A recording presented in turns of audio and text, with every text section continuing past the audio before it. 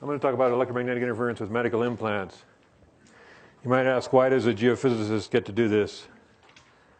And what do I know about this?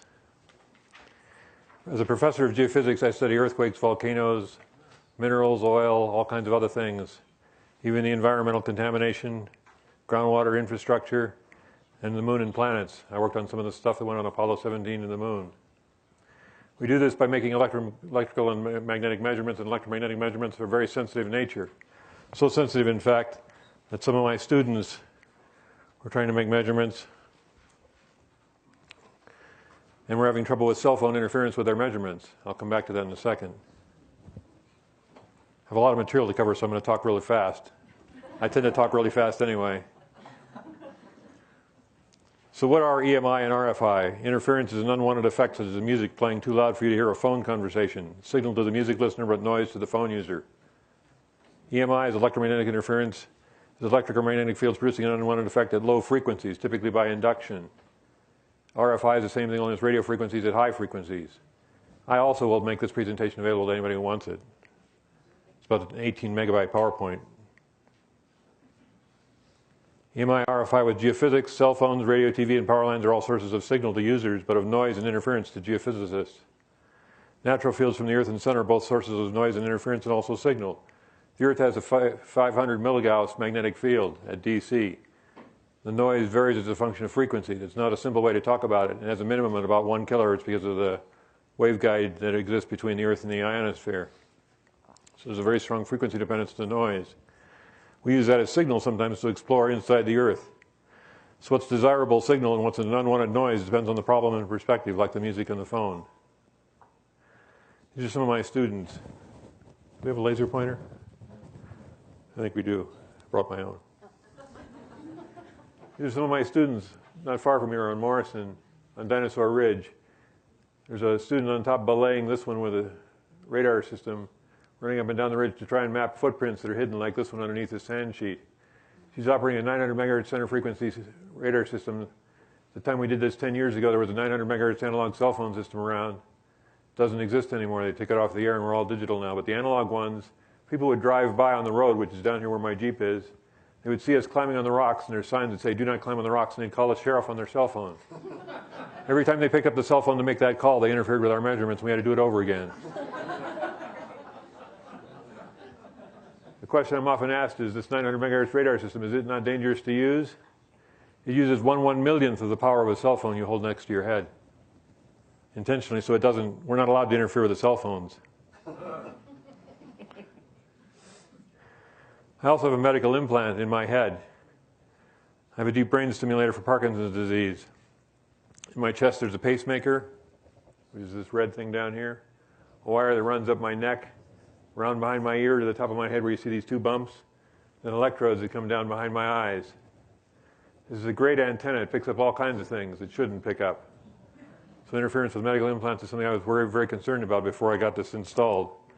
But I had the choice between taking the medicines, and the side effects of the medicines were accumulating and worsening the disease, or having this installed, so I chose this. They tell me they can reverse it and remove it someday, but we'll see. So there are medical implants in about 20 to 25 million Americans today, I'm told by the NIH. That's a huge, about 8 to 10% of the population of adults. Cardiac pacemakers, defibrillators, neurostimulators like the deep brain stimulator. This is not just used for Parkinson's disease, but also obsessive compulsive disorder, depression, and a lot of other things. Infusion pumps for diabetes. I just got this today. This is the IEEE, the Institute for Electrical and Electronics Engineers. There's 300,000 members who are electrical engineers in the United States. This is their magazine. This is about medical implants for hearing and other things. The latest of which were invented at MIT using infusion pumps for diabetes and other stuff like that. There is no mention in this article, this is the November issue, of electromagnetic interference with them.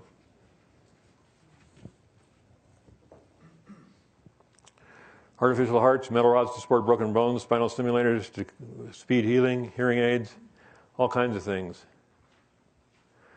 One of the definitions of an implant is having a minimum lifespan of 3 months, as penetrating living tissue, as having a physiological interaction, as being retrievable. There is no tracking for medical implant devices in the United States. But NIH says they've been used widely for more than 40 years, and it's estimated that 8 to 10% of Americans, 20 to 25 million people, currently have such devices of some sort in their bodies. You remember the old caution microwave oven in use signs?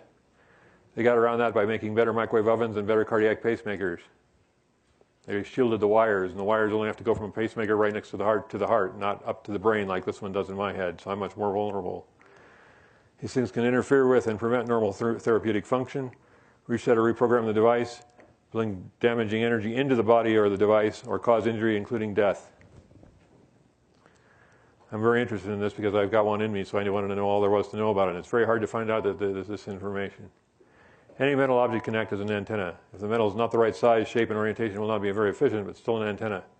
A good example is a metal tooth filling that can be a radio receiver. It's the whole receiver, it's the antenna, and it's the crystal oscillator, because it's a diode.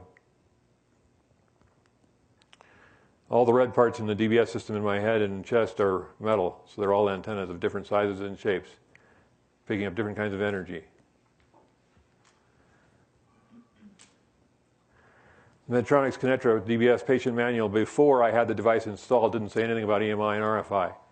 After I got it installed, they handed me a new manual they just had printed, and it had 16 pages of EMI warnings against cardiac defibrillators, which generate 1 kilovolt. That's the plates they put on your chest, like you see in the picture in the background. Diathermy and MRI. Theft detectors in security gates, airports, schools, courts, libraries, and retail stores have these devices now. CB or ham radios, TV or radio transmitting towers, electric arc welding equipment. My son has that in his high school. I can't go visit certain parts of the high school because of that. Induction heaters and industrial blast furnaces, power lines, electric substations, generators, and cell phones. That's their list. I'll show you a couple examples. Shortwave, microwave, or ultrasonic diathermy is for deep heat treatment. From the Medtronic's Kinetra manual, it says energy from diathermy can be transferred through your implanted system, causing tissue damage and can result in severe injury or death. It's a quote from their manual. Quote again from their manual. Performing MRI, magnetic resonance imaging with this equipment can cause lesions, resulting in serious and permanent injury, including coma, paralysis, or death. These are the pulses that are going into my head from the pacemaker. I measured this myself because it turns out there's no way to do this. They trust when they program it that it does what it tells them to, but they have no way of verifying that. And the doctors told me this is a real innovation right here. I measure things in geophysics normally. I don't normally measure bodies, but I figured out a way to do this. The pulse height, pulse repetition frequency, and the pulse width are the important parameters that we're allowed to vary. Pulse repetition frequency turns out to be very interesting. If you walk through a metal detector at the airport or at a lot of places like courtrooms these days, security systems generate 374,000 nanotesla.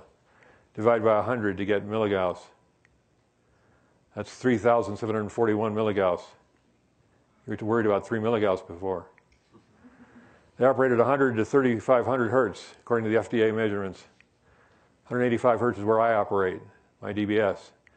I haven't walked through the metal detectors at the airport. I'm supposed to go around them, and I have a card in my wallet that says in 25 languages I will set it off, and I shouldn't go through it. I haven't tried yet.